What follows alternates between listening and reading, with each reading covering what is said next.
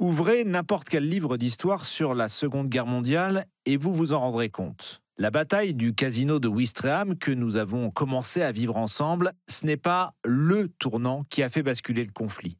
Stratégiquement parlant, ce n'est pas Stalingrad ou la bataille des Ardennes. Et même à l'échelle de la Normandie, d'un point de vue militaire, ce n'est pas comparable, par exemple, à la bataille de Caen ou à la poche de Falaise-Chambois.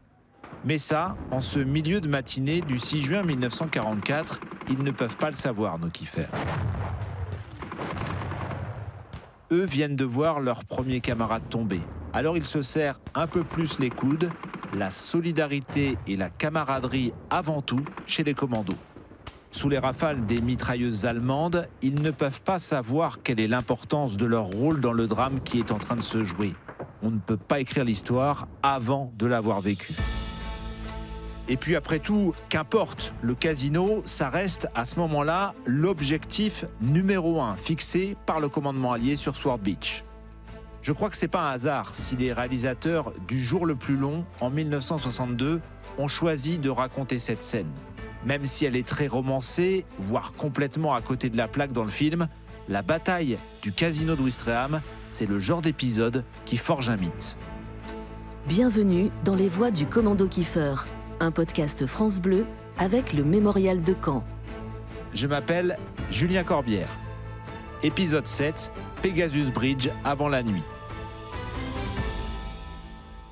Nous avons laissé Philippe Kiefer dans une rue de Ouistreham, blessé légèrement, mais de retour aux côtés de ses hommes, prêts à leur apporter les renforts dont ils ont vraiment besoin désormais. Kiefer, on a dit son nom 345 fois au moins depuis le début de notre histoire, mais de lui, on a peu, sans doute trop peu parlé finalement.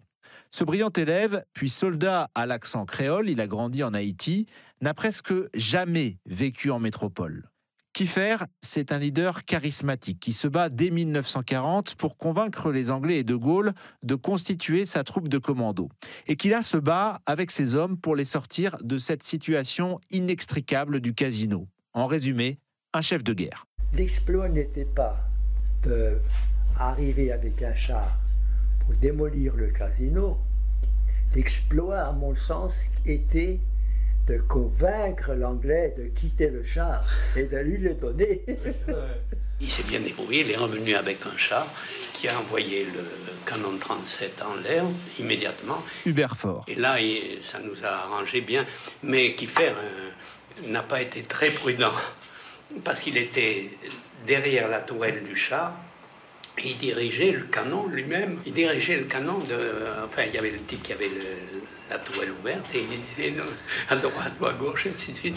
Oui, mais il a pris un éclat. Il a pris un éclat. René Rosset, le petit Rosset, est là aussi pour voir son commandant debout à bord du blindé. Moi, j'ai vu Kiefer sur le char. Il n'y en a pas beaucoup. J'étais derrière le char. J'aurais voulu que quelqu'un trouve une photo sur ça. Sans le char, eh ben, je pense qu'il y aurait eu de... on ne serait pas là pour en parler. Parce qu'on était décidé de le prendre, ce casino, n'importe comment, mais on ne serait pas là en train d'en parler, hein, certainement. Hein. Quelques minutes plus tôt, les Kiefer avaient été obligés de se terrer, de se cacher dans des bâtisses aux environs pour trouver un semblant d'abri. Mais quand on nous a dit qu'il y avait un char qui venait, alors on a eu des yeux et un sourire... on a dit, tiens, ils vont nous aider, quoi. Hein. Dans les rues de Ouistreham, le char de Kiefer progresse, encore de quelques mètres, et il passe sous un arbre. Rosset, le gamin de Tunisie, qui s'est engagé avant d'avoir même 17 ans, y voit comme un signe du destin. Il y avait beaucoup d'eucalyptus en Tunisie. Et moi, en arrivant là, j'ai vu ce machin, c'était un sol pleureur. Dans ma tête, j'ai dit, merde, ils ont même des eucalyptus en France. Le souci du détail de René Rosset et son admiration pour son commandant. Ce 6 juin, vers 9h30 du matin, à Ouistreham, blessé à 2 reprises et debout sur le char qu'il vient de détourner, Philippe Kiefer entre dans l'histoire de la bataille de Normandie. La ville de Ouistreham finira d'être nettoyée par les Britanniques. L'objectif des Kiefer, lui, est atteint. Avec ses camarades, Francis Guézenec revient à la colonie de vacances, leur base, pour récupérer son pactage. Et là, surprise, il y avait tout le long de la route, des morts et des blessés.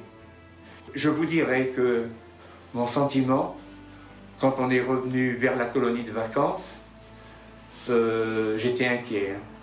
Moi. Je ne devais pas être le seul, sans doute, à se demander si vraiment on allait aller plus loin.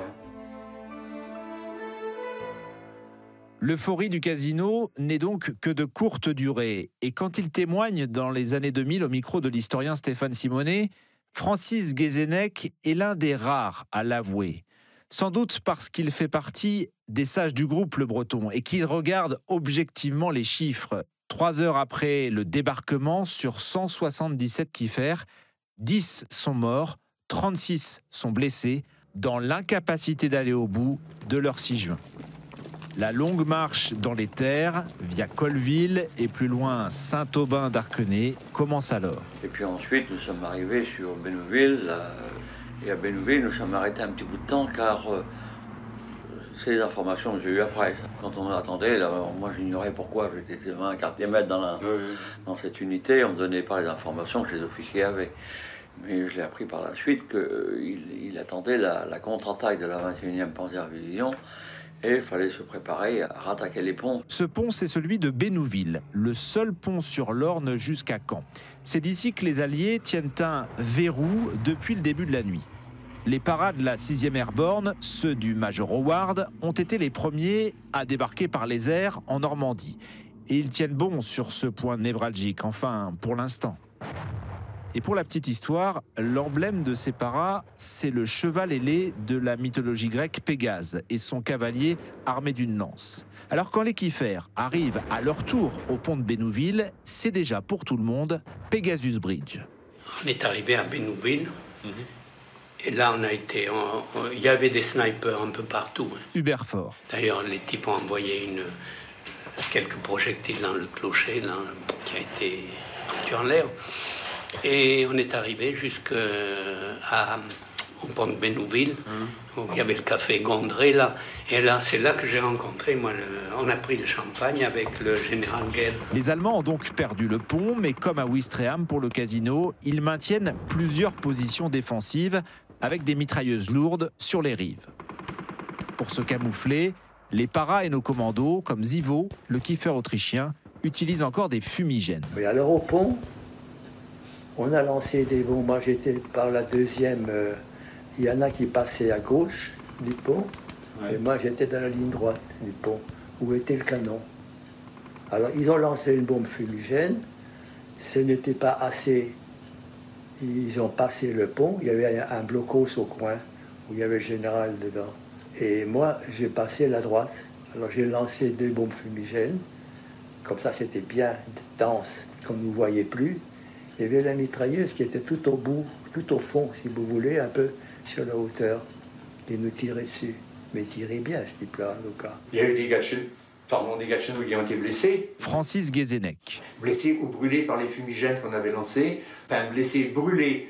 Et non, mais c'était sérieux, hein, il fallait faire attention. Hein. 10 heures après avoir foulé le sable de Colleville, les kiffers ont franchi l'Orne. En 10 heures, ils ont fait, en comptant le détour, 10 km. 1 km à l'heure, pas si mal quand on se fait tirer dessus à tous les coins de rue de blocos, de casinos et de ponts. Mais nos kiffers ne sont plus que 120 sur 177 à ce moment-là. À Sword Beach, on n'a pas pris le temps d'enterrer les morts. Et les blessés avaient bien peu de chances de s'en sortir. Vous vous souvenez de Masson, celui qui avait été laissé pour mort dans le sable pendant des heures? Les Anglais ont contourné son corps, comme si c'était une dépouille. Jean Masson, 21 ans en 1944, était en fait dans le coma. Je ne sais pas quand ça s'est passé. On m'a chargé sur une Jeep qui était équipée de brancards. Et on m'a amené vers Ouistreham, sur le long de la plage, sur la plage. C'était affreux, la Jeep sautait, le morceau de ferraille me rentrait partout là-dedans. Et on m'a emmené sous des tentes où il y avait un tas de gars qui étaient vraiment dans le même état que moi, quoi. Ça râlait de tous les côtés. Et je suppose que les gars plus ou moins valides qui arrivaient à marcher ont été rapatriés assez rapidement. Tandis que moi, je suis resté là plusieurs jours, sans boire, sans manger, sans soins. Parmi les blessés, il y a aussi Joseph Ursourigaray, Coucou, le Basque, qu'on n'avait pas vu depuis un bout de temps. Lui est tombé juste avant le pont, à Saint-Aubin-d'Arquenay. Il s'est pris une balle dans le dos. On l'a entendu, il n'aime pas beaucoup les Allemands, Coucou. Il s'est engagé dans les Kiefers pour tuer des Boches, ce sont ses mots. Ça nous renvoie presque au vocabulaire de la Première Guerre mondiale. Alors je vais sans doute vous apprendre quelque chose. En ce mois de juin 1944, nos commandos Kiefers vont se transformer en poilus. L'accalmie, ils vont l'attendre au fond d'une tranchée. Vous venez d'écouter Les Voix du Commando Kiefer, un podcast coproduit par France Bleu Normandie avec le studio de création France Bleu. Cette série a été imaginée avec l'historien Stéphane Simonet et avec le concours du Mémorial de Caen. Journaliste Julien Corbière. Technicien Benoît Cousin et Jean du Cimetière. Production Véronique Sapé et Fanny Rascle. Vous pouvez écouter dès à présent l'épisode 8 pour découvrir la suite de l'histoire des commandos Kiefers, la guerre des tranchées, ou cliquez sur le zoom que je vous propose avec l'historien Stéphane Simonet pour en savoir plus sur le symbole qui est devenu Pegasus Bridge au fil du temps. À bientôt.